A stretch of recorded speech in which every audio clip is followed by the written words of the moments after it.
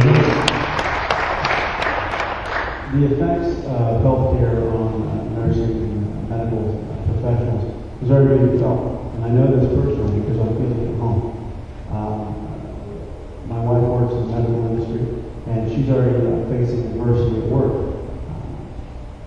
Her employers are now, to meet standards, are having to cut back on productivity levels and having to jump through federal hoops to ensure that the companies that she works for meet federal standards. So therefore, what they're having to do is cut back on staffing and reduce pay, but yet hire more individuals to make sure that they fall within these proper guidelines. So the effects of the healthcare legislation is already being felt, and it's already adversely being felt in my household alone. Okay, Mr. Boccieri, do you want to respond to that? Okay, I know this is Mr. Blevin's turn to answer the question first, but this question is directed specifically to Mr. Boccieri. And the question is, why did you change your mind on health care, and to what extent are you influenced by Speaker of the House, Nancy Pelosi? Yes. I don't like it. It's just I don't think he's been influenced. Yes. Ron, the first health care bill that was introduced in the House of Representatives, these are two completely different bills. One, they barely touched on the fraud, waste, and abuse in the system. They barely reduced the deficit. And I believe, just like everyone out there, that we needed to reform the system and do it in a way that was responsible. It didn't explode our deficits, that helped reduce costs, and went robustly after fraud, waste, and abuse in the system. There is $200 billion of fraud in the Medicare system every year. The DOJ has briefed, the Department of Justice has briefed us that this is the fastest growing white-collar crime in America. These folks who set up these scooter companies and strip malls, and folks are ordering all these scooters, and the government's paying these companies, and then all of a sudden, 3 months later, nobody has a scooter, the FBI rolls in, and these companies are long gone. That's how folks are defrauding the federal government. We need more referees out on the field, more folks who are making sure, more cops out on the street, making sure that it's not defrauding. The first health care bill barely touched on this.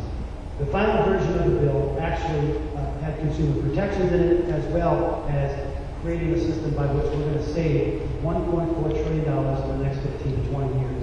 It robustly goes after fraud, waste, and abuse. And in fact, the president had just announced that nearly $50 billion has been recovered just in the few months since we've adopted the new law. And we're recovering those monies that can be turned back into the Medicare system. So, folks who suggest that this was about Nancy Pelosi, Barack Obama, and Harry Reid, it was about the families of our country and our district. Like Jack Hilliard, who lost his health care insurance and had to go shop out in the private sector, in the private market, and lost his home, and lost his car, and was sitting in my office fighting back tears saying, Congressman, I pray to God I can live for 2 more years so I can make it to Medicare. In a country as wealthy as ours, no family like that should be left behind. That's right.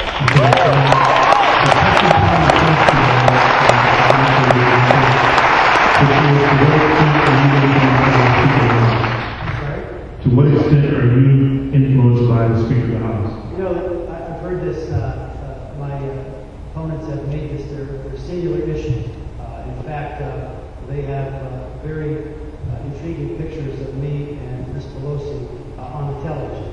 Let me just say, I think she is a nice lady. Her politics and I don't match up in some regards, but I do what's best for the American people and what's best for this congressional district. And when I can help families like the Nicodemus from North Canton, who didn't have health care insurance, her sister didn't have health care insurance, and ended up passing away because she didn't have access to the same health care insurance we enjoy as members of Congress.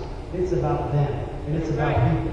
And when some people have suggested or tried to make this the face of the debate, or like Nancy Pelosi and Barack Obama as the face of this health care bill.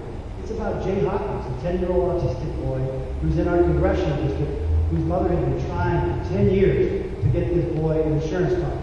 Wow. Well, since we have passed this bill, since we passed this legislation, his mom called me 2 weeks ago and said, fighting back tears, Jay has an insurance card for the first time in his life. Now, this legislation, this debate, when we talked about Canton, who was from my Congressional. It took me back to a place that I hadn't been in a long time. Natoma, who had cancer, who was fighting for her life with the Cleveland Clinic, didn't have health care insurance. And her story, that the President mentioned in his National Day, took me back to a place that I hadn't been in a long time. Standing at the foot of my mom's bed when she told us boys that she had cancer. And I think now, what would my life have been like if my mom wasn't able to make her therapy, make her treatments? Would she be alive today? Would she have been able to make her treatments? What kind of medical debt would we have had? Would I have been able to go to college? And I think that in a country as wealthy as ours, when our Republican friends in Congress can vote to send Tommy Thompson, our Secretary of Health and Human Services Director, to Iraq with billion-dollar checks in hand to make sure that every man, woman, and child in Iraq has universal health care coverage, thanks to the American taxpayer. If it's good enough for Iraqis, why isn't it good enough for Americans?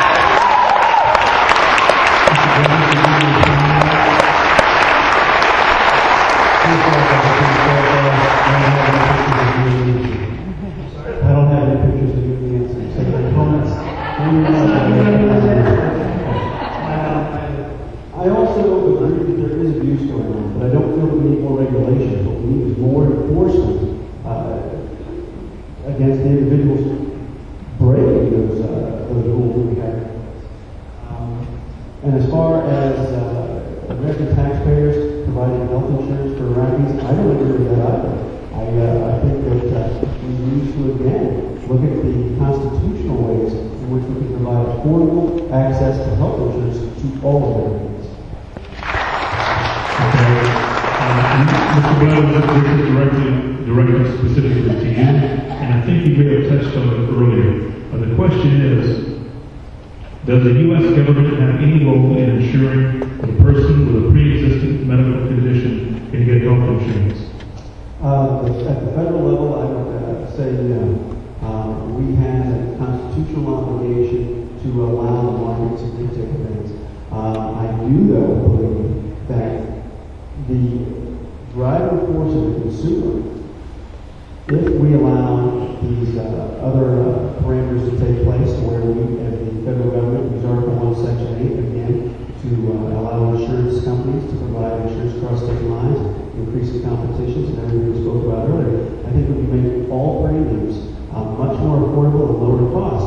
And also, one way that we can keep the cost down, that I did mention earlier, is look at the possibility of allowing doctors and physicians, or doctors and patients, to enter into private contracts, stipulating what may be the malpractice suits. If there's a malpractice suit, if they can come to terms on what the payout would be if there's some form of malice or